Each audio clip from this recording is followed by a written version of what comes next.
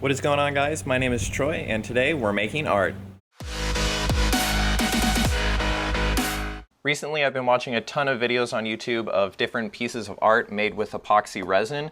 So tables, vases, bowls, things like that. And I thought I'd make something myself, see how well I can do it.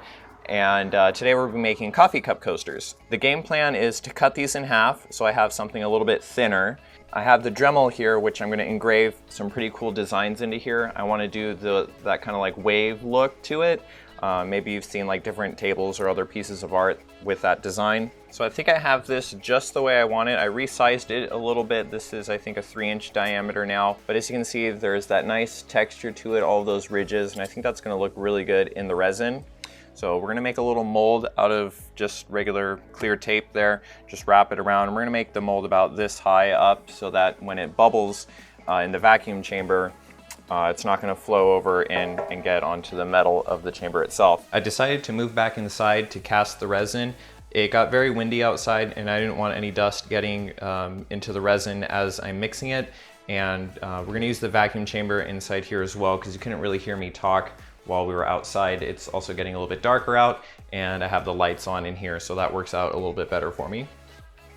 All right, letting the air back in 3, 2, 1.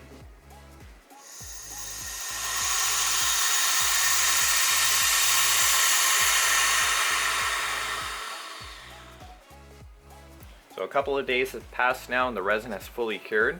I just took it out of the mold about an hour ago and I'm pretty impressed with it.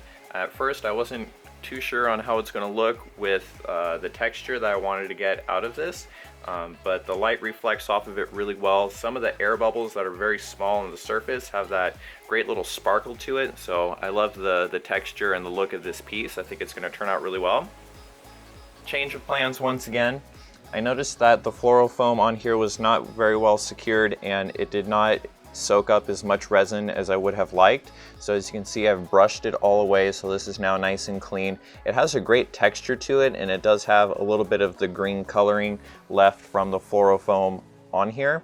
So what I've decided is I'm going to mix up some resin and we'll use this pigment powder that I got. And that'll give us a similar color to this, a little bit of contrast, and that's going to be the bottom of this coaster. I would say my first attempt using color pigments turned out really well. As you can see, nice green color here, similar to the green of the floral foam. That was the look I was going for.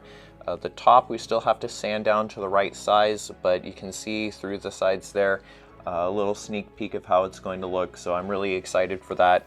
All we have to do is shape it now and then apply the last coat of resin on the top, which is going to turn this from a frosted look to nice and clear. To shape this, I'm going to put it right up to a grinding wheel. The grinder spits out a ton of dust.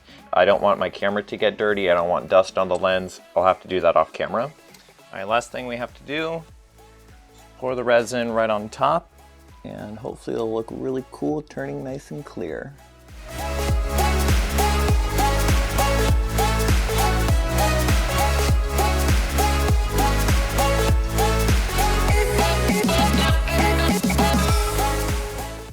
With the resin fully cured, I'm super happy with how this turned out. As soon as I poured the final layer, I knew it was going to look great.